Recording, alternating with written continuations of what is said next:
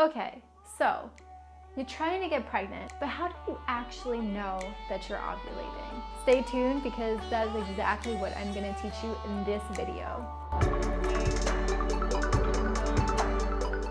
Hey guys, in today's episode of Girl Meets Body, we're going to be going through what are the few signs that you can find out that you are actually ovulating. How does your body tell you? What's the ways that you can test it besides using the ovulation kit strips? So the first way that you can tell that you're ovulating is by checking your waking body temperature every day. So this is a principle that's taught in fertility awareness method. What you need to do is you need to get yourself a basal body thermometer. You can buy these really cheaply on Amazon. I think I bought mine for less than $10. You can't use a regular thermometer because you need something that's going to have smaller gradations of taking the temperature. So you're going to use this, and there are other videos, and I'll have other videos about how to really get into this. This is more of a broad overview about ovulation, but we can go into the nuts and bolts of fertility awareness method in another video. So for now, here's what you need to do. You are going to, every morning when you wake up, take your temperature. Don't brush your teeth, don't pee, don't do anything else. Just wake up around the same time every day, take your temperature. Write it down. There's actually sheets, and I can link them below. There's sheets that you can print out where you can write it, or you can use an app. I mean, it's much easier to just use an app these days.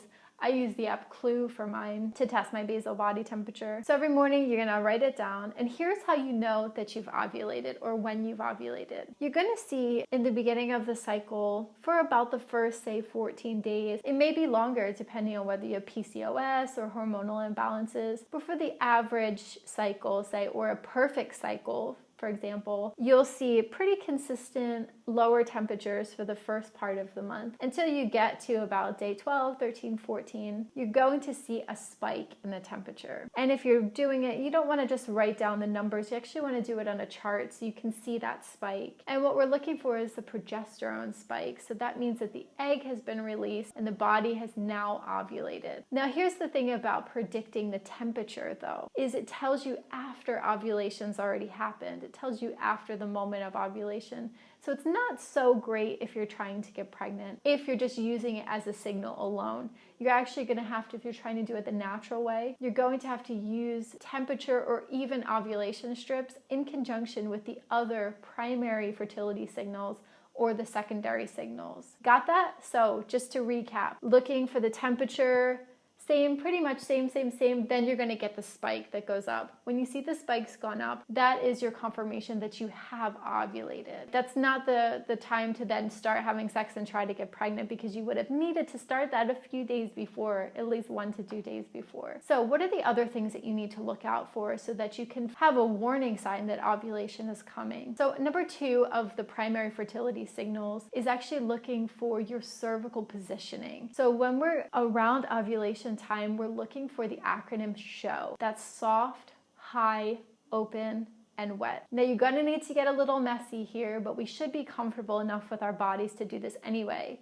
So you're gonna have to take one finger and stick it up your vagina until you get to the cervix. So that's the little part that kind of feels like the tip of your nose. It has a little round kind of opening. I want you to circle your finger, it doesn't matter which one. I want you to circle your finger around the cervix. And I want you to do this every day in the month, just until you get used to checking your different signals. And you'll notice that the cervical mucus, or cervical fluid is also called, changes throughout the month. And I'll do another video where I go more in depth about cervical fluid and what you should look out for. So again, this is just a broad overview of ovulation. So you want to look up to the cervix with your finger, kind of pull the finger out, slide it against one another. And what we're looking for is cervical fluid that feels slippery, that's kind of stretchy, that you can stretch it out with your fingers. And that almost looks like an egg white right before it's cooked, like that kind of clear, almost blobby, stringy kind of consistency. That is one clear indicator that ovulation is about to happen, because after ovulation, that mucus starts to dry up pretty quickly, usually within a day or 2. So that's a great indication that ovulation is on its way. When you see that the cervical fluid is starting to become more profuse, that you find that the bottom of your underwear, say, are kind of wet, or you have a little circular patch, especially you want to look for a circular patch of mucus in the underwear, not just a little bit of kind of white or something like that, that's a pretty clear indication too, because there's a lot more of a water content in fertile cervical fluid. So yeah, so these are a few things that you can look out for. Cervical positioning, that's one. We want to see that the cervix is high in the vagina. And so if you test it out every day, you actually start to see, oh, okay, my cervix is riding a lot lower in the vaginal canal. Or, wow, it's really high. I can hardly touch it with my finger. It's really high up there. That's going to be a good indication that you are about to ovulate or you are ovulating right now. So soft texture, we want the cervix to have a soft texture during ovulation, high in the vaginal canal. Open means that it has more of an open feeling versus the rest of the month where it can feel a little bit harder and a little knobbier. When you're ovulating, it just feels like a soft, open cervix. And then wet is the final one, which is all about checking your cervical fluid, looking for that clear, egg white, stretchy fluid, lots on your fingers, little circular patch in your underwear. You can be pretty sure that you're ovulating or you're about to ovulate. And when you combine this with testing and taking your temperature every morning, I'd say you're going to be in a much better state than just testing the ovulation kits, which sometimes will tell you that you have just ovulated, in which case it's a little bit too late. So as soon as you start to feel that clear, stretchy cervical mucus coming on, I want you to start getting busy, especially if you're trying to get pregnant. Now, there's another group of symptoms as well, and they're called the secondary fertility symptoms.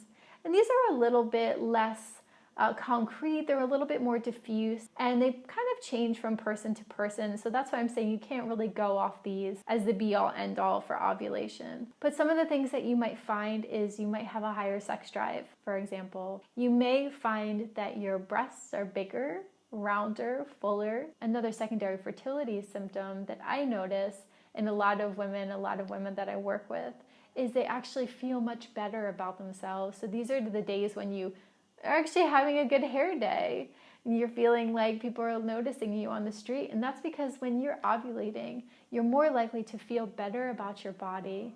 You're also more likely to get hit on and checked out in the street too. So if you're finding any of these secondary fertility symptoms, check in with your body, see what else is going on. If you see that soft, high, open, and wet cervix, and you're taking your temperature and you notice that you haven't had the spike yet, then you can be pretty sure that ovulation is right around the corner.